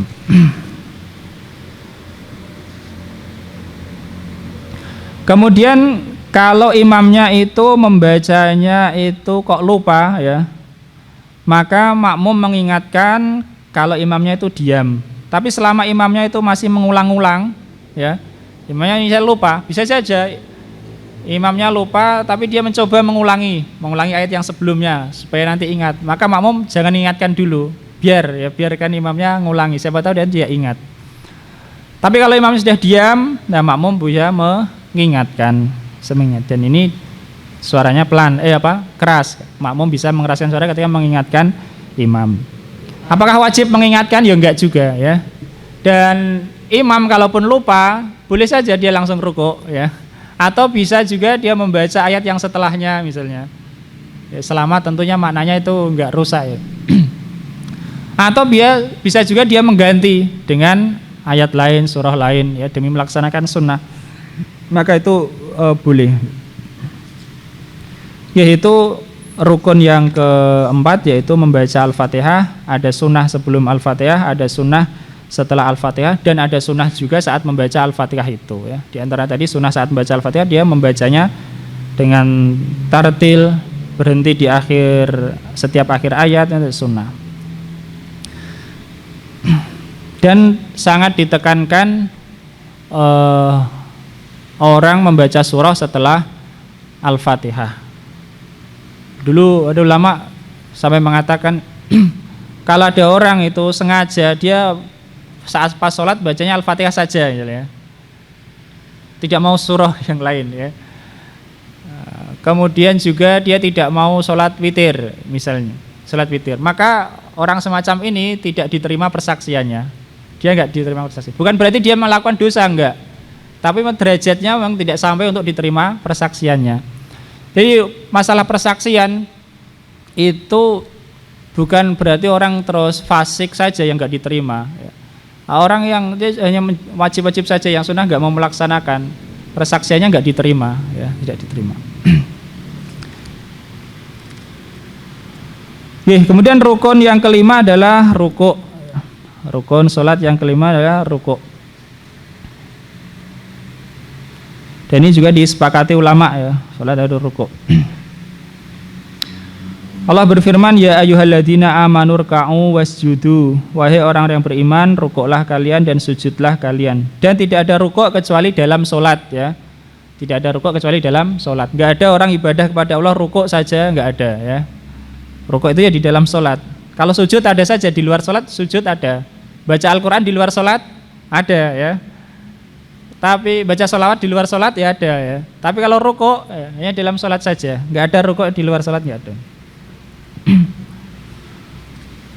Dalam ayat yang lain, wa tahhir baitiya lit-taifina wal qaimina wa ruk'is sujud, dan bersihkanlah rumahku, ini Ka'bah, Masjidil Haram, untuk orang-orang yang tawaf, orang-orang yang berdiri, orang-orang yang rukuk, dan orang-orang yang sujud. Dan Nabi bersabda mengajari sholat orang yang buruk sholatnya, sumarka hatta tatma'inna raki'an ya, dalam potongan hadis. Kemudian rukuklah kamu sampai kamu sempurna dalam keadaan rukuk, sampai kamu tumakninah dalam keadaan rukuk itu. Nah, rukuk itu adalah merunduk ya, merunduk. Minimalnya merunduknya itu seandainya kedua telapak tangannya ini mau menyentuh lututnya sudah bisa menjangkau, itu minimalnya ya. Minimalnya pokoknya meskipun belum lurus ya, tapi disunahkan untuk lurus. Seandainya telapak tangannya itu mau menyentuh lututnya sudah bisa. Tapi syaratnya merunduk ya, bukan menekuk kakinya. Bisa saja orang menekuk kakinya untuk menyentuh lututnya, bukan itu. Tapi dia merunduk, seandainya telapak tangan itu mau menyentuh lutut bisa. Dan menyentuh lutut ini enggak wajib, tidak wajib. Misalnya ada orang rukuk yang disentuh adalah di atas lutut atau dia nyentuh bawah lutut misalnya. Ya, maka itu pun tidak membatalkan sholatnya. Jadi menyentuh lutut sendiri itu tidak wajib, tetapi disunahkan, ya, dan sangat disunahkan. Itu minimalnya rukuk. Itu maksudnya minimal merunduknya. Adapun tumak ninah maka wajib sebagaimana sabda Nabi itu, sumarka hatta tatma'inna raki'an. Dan maksudnya tumak ninah ini adalah supaya ada jedanya antara turunnya dan bangkitnya. Itu ada jedanya. Ada turunnya, ada jedanya antara turun dan bangkit. Jadi tidak turun langsung bangkit, ya. Ada jedanya. Mereka menyebutkan yaitu meskipun sekadar ucapan tasbih, satu tasbih saja, meskipun jedanya itu cuma sekadar ucapan tasbih, sekadar ucapan subhanallah saja, itu sudah dianggap tumak ninah. Dan bacaan subhana rabbiyal azim ini hukumnya sunnah menurut kebanyakan ulama, tapi menurut madzhab Hambali wajib, ya. Jadi kata rukuk baca subhana rabbiyal azim satu kali itu wajib menurut madzhab Hambali, minimal satu kali subhana rabbiyal azim, minimal itu, ya. Ini menurut madzhab Hambali. Kalau menurut jumhur sunnah, ya. Sunnah. Kenapa sunnah? Karena Nabi tidak menyebutkan dalam hadis ketika mengajari orang itu, ya. Tapi sangat ditekankan, ya. Artinya jangan ditinggalkan karena ada ulama yang mengatakan wajib. Bagaimanapun juga keluar dari perbedaan lebih utama, ya, daripada bersikukuh dalam madzhab. Dan juga madzhabnya juga mengajarkan, ya, karena mengatakan sunnah, tidak mengatakan makruh, ya. Nah, orang yang tidak mampu rukuk, ya maka semampunya, ya. Kalau mampu ya sampai tadi sebatas itu. Kalau nggak mampu ya semampunya, ya. Kalau nggak mampu juga punggungnya ya kepalanya saja, ya, kepalanya saja. Kalau nggak mampu juga ya pandangannya saja, ya. Rukuk.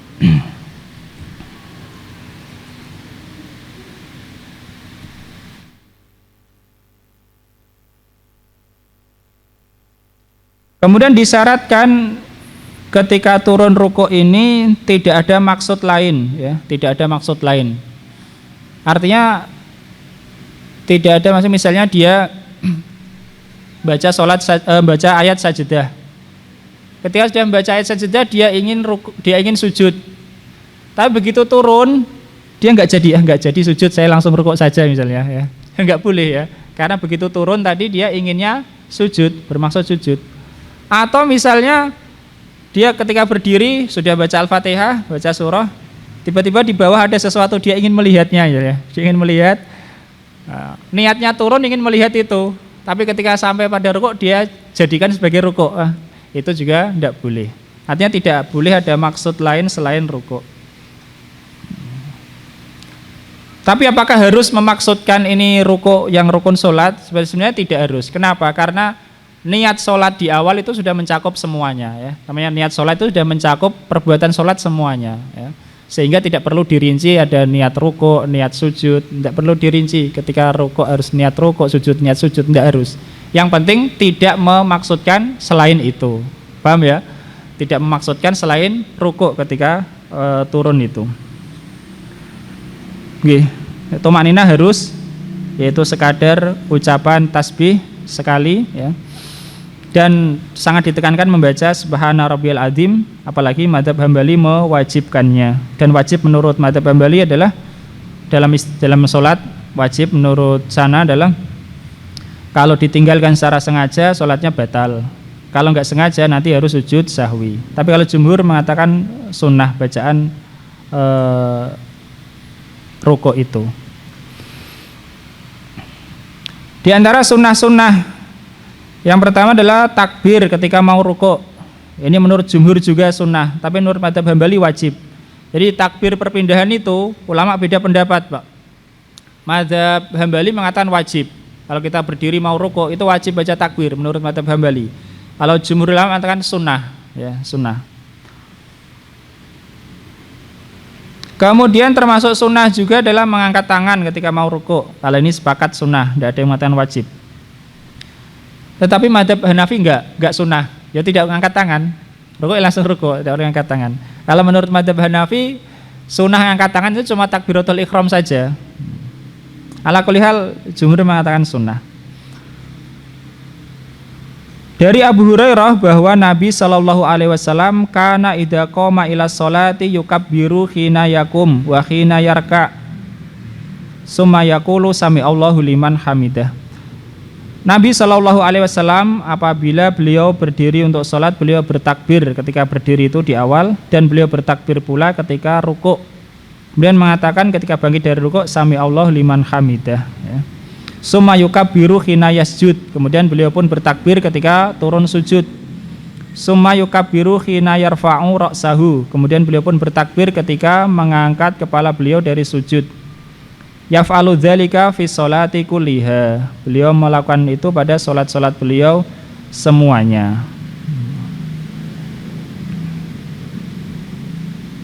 Kemudian disunahkan tidak menyambung ya akhir bacaan dengan lafadz takbir. Artinya dikasih jeda. Misalnya orang baca surah An-Nas, minal jinnati wan nas, terakhir kan, disunahkan jeda sebentar baru takbir untuk rukuk ya, tidak langsung disambung.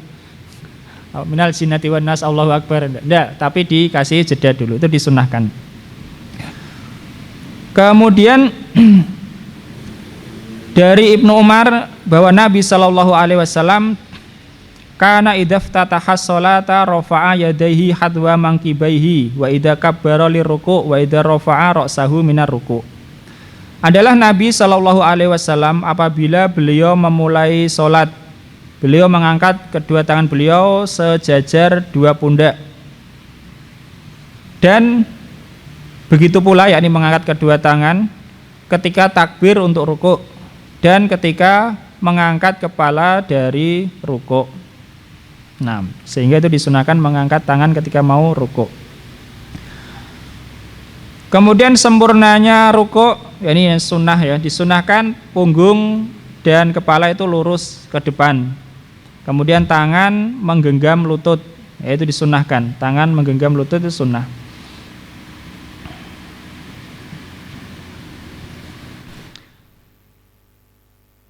Kemudian disunahkan juga bagi laki-laki sikunya itu jauh dari pinggang, yakni direnggangkan dari pinggangnya. Adapun bagi perempuan maka dihimpitkan. Karena adanya hadis ya, meskipun diperselisihkan tentang kesahihannya. Nabi bersabda amsik rohataihi disebutkan bahwa Nabi amsaka rohataihi ala rukbataihi kalqabidi alaiha. Nabi itu memegang kedua telapak tangan beliau, memegang kedua lutut beliau seperti menggenggamnya. Wa farraja baina asabihi, dan merenggangkan antara jari-jarinya. Yani ketika rukuk jari-jari itu renggang, megang lutut dan direnggangkan.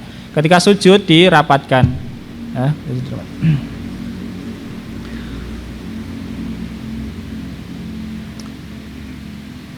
Kemudian dari Abu Humaid tentang sholatnya Nabi, faqoma faroka'a wa'tadala walam yusawwib ra'sahu walam yuqni'hu. Nabi SAW beliau berdiri, setelah itu rukuk, dan rukuk itu beliau dalam keadaan lurus. Beliau tidak mendongakkan kepala dan tidak pula merundukkannya. Nah,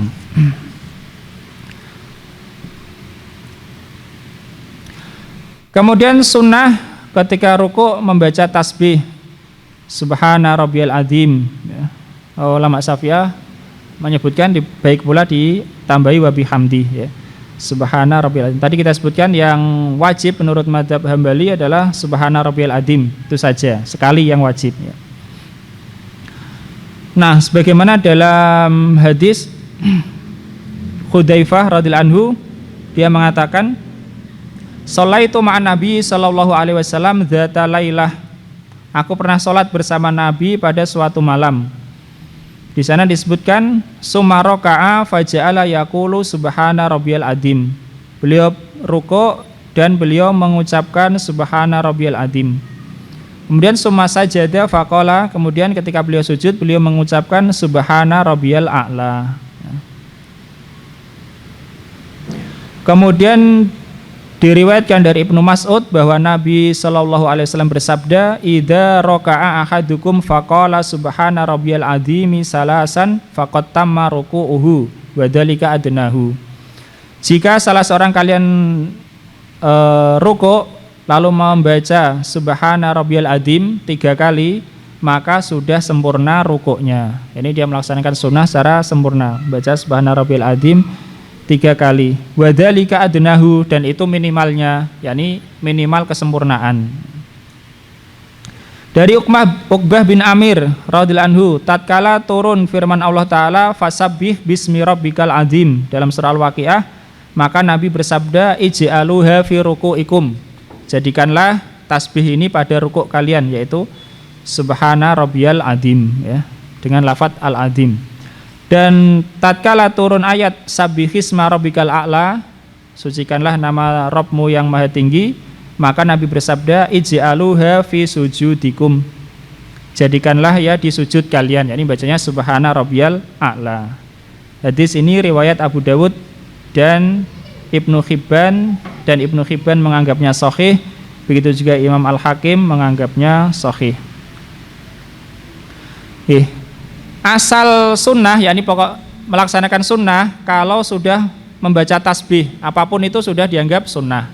Kita sebutkan ya, sunnah ittiba, mengikuti Nabi, itu ada pokoknya asal mengikuti sudah sunnah. Tapi ada yang sempurna, ya, ada asal mengikuti dan mengikuti secara sempurna. Pokoknya kalau asal tasbih apapun itu maka sudah melaksanakan sunnah. Misalnya dia mengatakan subhanallah, ketika rukuk bacanya ya subhanallah, sudah melaksanakan sunnah. Misalnya orang nggak bisa atau baru belajar, terus mau coba subhanallah, sujud yang ngono, subhanallah, itu sudah melaksanakan sunnah. Ketika berdiri, duduk antara dua sujud, ya Rabbik firli saja, Rabbik firli.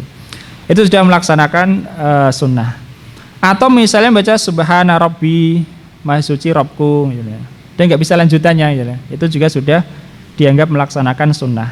Tapi yang lebih sempurna yaitu tadi subhana rabbiyal adzim 3 kali. Kalau mau menambah 5 kali, atau 7, atau 9, atau 11, ya.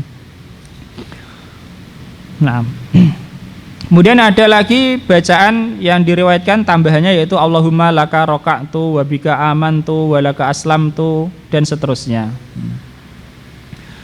Kemudian disunnahkan pula doa ketika rukuk. Doa ketika rukuk. Tapi yang ada riwayatnya adalah doa minta ampun, ya. Doa minta ampun berdasarkan hadis Aisyah radhiyallahu anha bahwa Rasulullah Shallallahu Alaihi Wasallam, dan disebutkan dalam riwayat ini setelah turun surah An-Nasr, wallahu alam. Aisyah mengatakan kana yuksiru ayakula fi ruku'ihi wa sujudihi subhanakallahumma rabbana wa bihamdika allahumma gfirli. Nabi banyak membaca di dalam rukuk dan sujud beliau bacaan subhanakallahumma rabbana wa bihamdika allahumma gfirli, ya. Kata Allahumma gfirli ini kan doa, ya, doa minta ampun. Allahumma gfirli, maha suci engkau ya Allah Rabb kami, dan dengan memujimu ya Allah ampunilah aku. Kemudian ada bacaan lain dari Aisyah juga, yaitu Nabi membaca subuhun kudus Rabbul malaikati waruh, ya. Dan juga hadis lain dari Aisyah radhiyallahu anha juga. Hadis ini riwayat Muslim dan juga sebelumnya. Nabi membaca ketika rukuk dan juga sujud subhanaka wa bihamdika la ilaha illa anta, ya. Subhanaka wa bihamdika la ilaha illa anta. Nah, itu rukun yang kelima, rukuk. Nah, rukun yang berikutnya yang keenam adalah i'tidal. I'tidal ulama mengatakan yaitu kembali sebagaimana sebelum rukuk, ya. Mereka mengatakan apa? Kembali sebagaimana sebelum rukuk. Ini umum. Artinya kalau orang sholat berdiri, sebelum rukuk dia posisi berdiri. Kalau orang duduk sebelum rukuk berarti posisinya ya duduk, ya. Kalau sholat sambil berbaring ya kembali sebagaimana sebelum rukuk. Kalau berbaring gimana rukuknya? Ya dia menundukkan kepalanya. Tapi itu bagi yang tidak mampu duduk, ya. Kalau mampu duduk, dia sholat sunnah sambil berbaring, maka tetap rukuknya dia harus duduk minimal, ya. Paham? Rukuknya dengan duduk, dia duduk rukuk. Itu kalau mampu duduk. Jadi kalau orang sholat sunnah kan boleh duduk, boleh berbaring. Tapi kalau dia sholat sunnah sambil berbaring, tapi dia mampu duduk atau bahkan mampu berdiri, maka rukuknya harus sambil duduk. Tidak boleh rukuk sambil berbaring. Sujudnya juga sambil duduk, karena dia mampu duduk. Cuma bacanya saja yang sambil berbaring.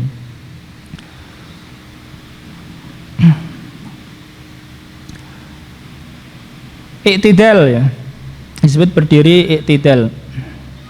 Ini termasuk rukun sholat.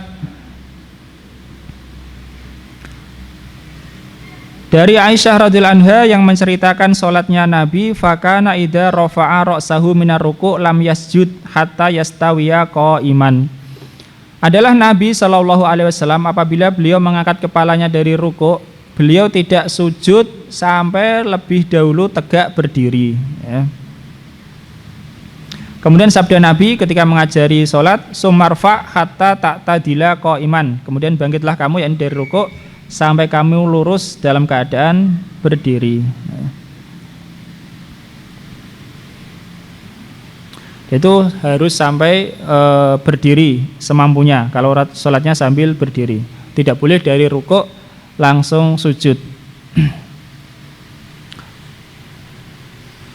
Kemudian berdirinya itu juga tidak memaksudkan selain itu ya. Misalnya ketika dia rukuk kaget langsung ngadeg gitu ya. Ini tidak cukup. Artinya dia harus kembali rukuk lagi lalu berdiri iktidal ya. Kemudian harus tumakninah sebagaimana hadis Nabi tadi ketika mengajari sholat ya. Sumarfa hatta ta'tadila qa'iman, sampai tegak berdiri. Kemudian ulama Syafi'iyah mengatakan tidak boleh dipanjangkan. Tidak boleh dipanjang. Gimana nggak boleh dipanjangkan? Ya. Maksudnya tidak boleh dipanjangkan itu orang nggak boleh diam lama ketika berdiri melebihi selama Al-Fatihah setelah dia membaca dzikirnya. Ya, paham maksudnya?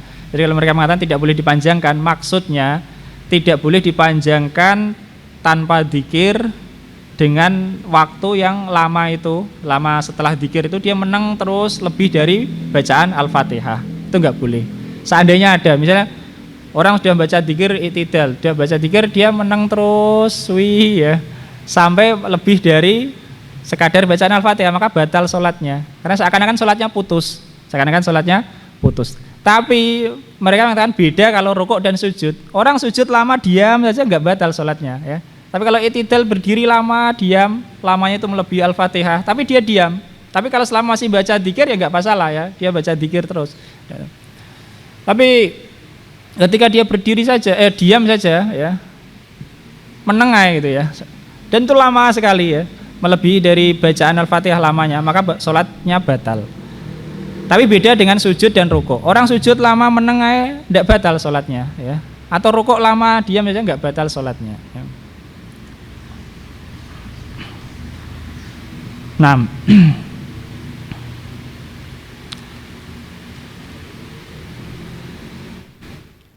kemudian sunnah-sunnah iktidal ini disunahkan ketika bangkit dari rukuk mengangkat kedua tangan sebagaimana yang lalu hadisnya.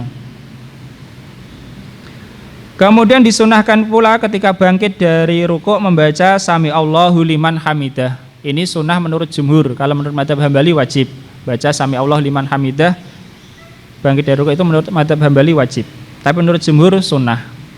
Begitu juga membaca Rabbana lakal hamdu, sampai situ saja, sekadar itu Rabbana lakal hamdu wajib menurut madzhab Hambali. Kalau menurut jumhur sunnah. Ya sunnah. Pokoknya berdiri tidak saja. Tumakninah itu yang wajib menurut jumhur.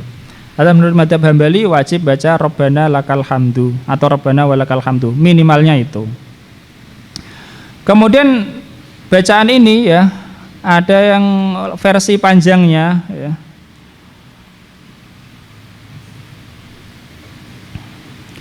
Rabbana lakal hamdu atau walakal hamdu mil'us samawati wa mil'ul ardi wa mil'u ma syi'ta min syai'im ba'du. Kemudian bisa juga ditambah ahlas sana'i wal majdi ahaqqu ma qalal abdu wa kulluna laka abdun la mani alima a'taita wa la mu'tiya lima mana'ta wa la yang fa'udal jadi minkal jadu. Hadis ini riwayat Muslim dan selainnya dari Ali radhiyallahu anhu. Jadi Rabbana lakal hamdu itu yang wajib, itu pun menurut mazhab Hambali saja. Menurut mazhab Hambali saja, maksudnya di antara 4 mazhab, karena mazhab yang lain yang banyak kita nggak tahu juga. Ini jumhur mengatakan sunnah baca Rabbana lakal hamdu. Mazhab Hambali mengatakan wajib Rabbana lakal hamdu. Selebihnya sunnah, ya, selebihnya sunnah. Mil'us samawati ya sunnah, selanjutnya mil'ul ardi dan seterusnya itu sunnah. Dan di sunnah lagi ditambah itu tadi, dipanjangkan. Kecuali kalau imam yang khawatir memberatkan jamaah, ya cukup yang sedang-sedang saja. Kemudian ada sunnah kunut. Sunnah kunut ketika berdiri i'tidal ini. Dan sunnah kunut ini pada kunut nazilah, ya, sunnah kan itu di rakaat akhir setiap sholat. Kalau ketika ada kunut nazilah, kemudian kunut tarawih di akhir Ramadan, atau bagi yang menganggap selain Ramadan juga pada sholat malam, atau kunut subuh menurut mazhab Syafi'i, ya. Menurut mazhab Syafi'i kunut subuh hukumnya sunnah, ya, sunnah yang ditekankan. Di antara dasarnya adalah hadis riwayat Bukhari dan Muslim dari Anas, ya. Anas radhiyallahu anhu ditanya, hal qanata Rasulullah sallallahu alaihi wasallam fi sholati subhi? Apakah Rasulullah sallallahu alaihi wasallam itu melakukan kunut pada sholat subuh? Qala na'am, dia mengatakan ya. Kila, ditanyakan lagi, qabla ruku'i au ba'da ruku', sebelum ruku' atau setelah ruku'? Anas mengatakan ba'da ruku'i yasiron, ya. Setelah ruku' sebentar, ya, sebentar. Itu hadisnya riwayat Bukhari dan Muslim, ya. Itu diantara dasarnya. Cuma masalahnya riwayat dari Anas pun macam-macam, ya, sehingga ulama pun berbeda-beda pendapat apakah disunahkan atau tidak. Tapi hadis tadi riwayat Bukhari dan Muslim, ya, bisa dicek, itu hadis riwayat Bukhari dan Muslim. Kalau di sini namanya nomor hadis ya tidak mesti, ya. Riwayat Bukhari nomor 956,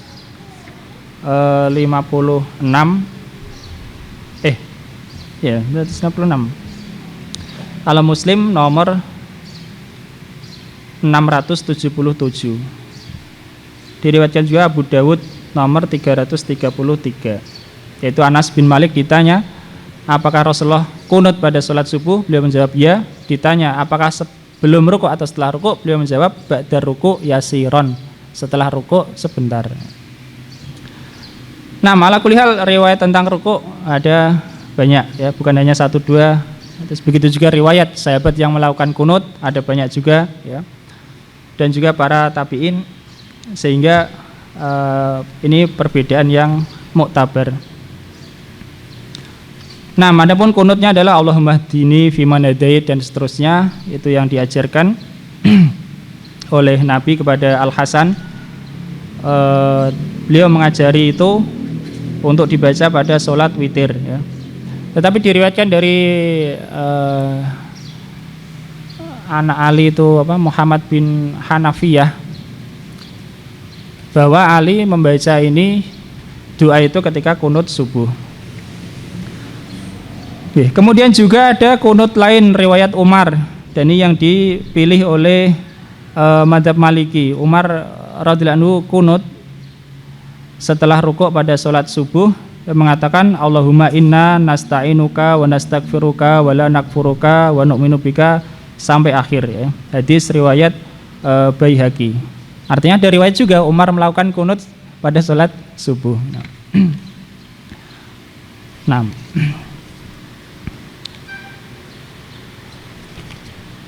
Allah Ta'ala alam, itu sampai kita pada rukun yang ke-6, yaitu i'tidal, ya. Jadi masih ada 7 yang selain rukun-rukun sholat. Semoga Allah Subhanahu wa Ta'ala menjadikan kita dan keluarga kita termasuk orang-orang yang mendirikan sholat sebagaimana doanya Nabi Ibrahim, Rabbi ja'alni muqimas sholati wa min dzurriyyati, Rabbana wa taqabbal du'a.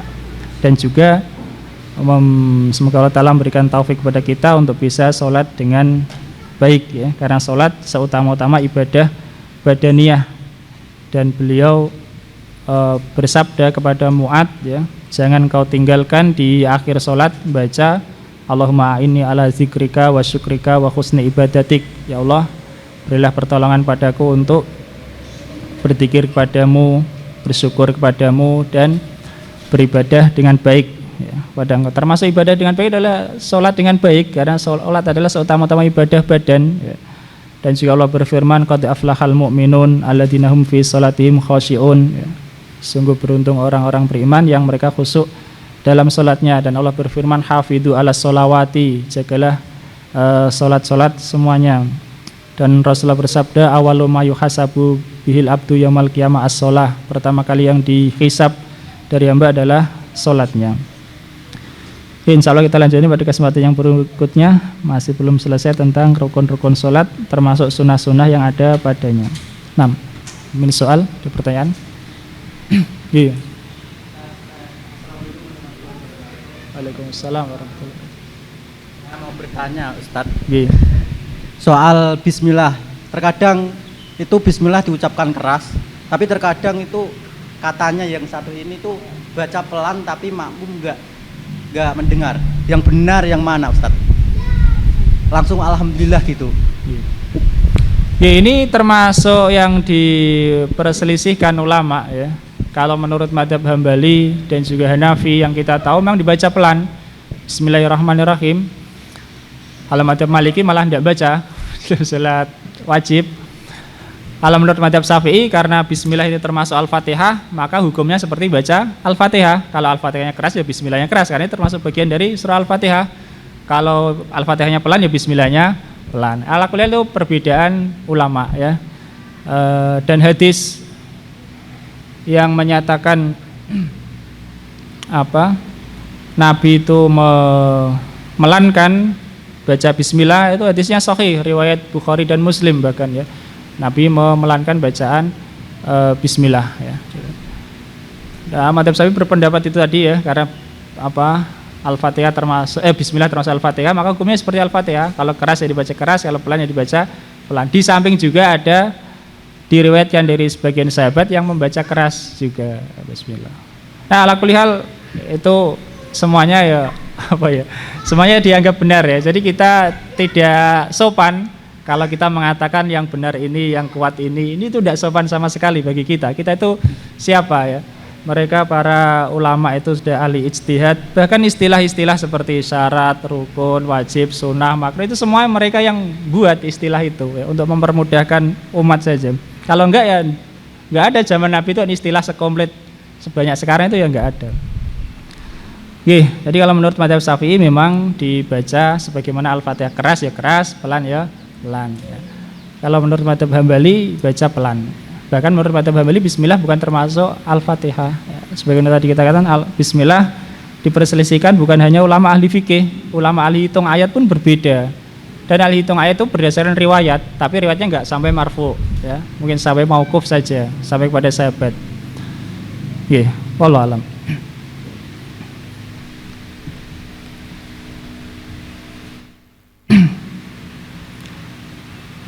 Intinya kita belajar fikih itu supaya sah saja ibadah kita, sah menurut semua madhab kalau bisa, ya.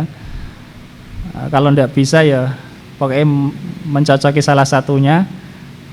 Itu ya bukan masalah bicara sah atau tidak sah saja, tapi bagaimana semaksimal mungkin melaksanakan sebaik-baiknya, ya, sebaik-baiknya.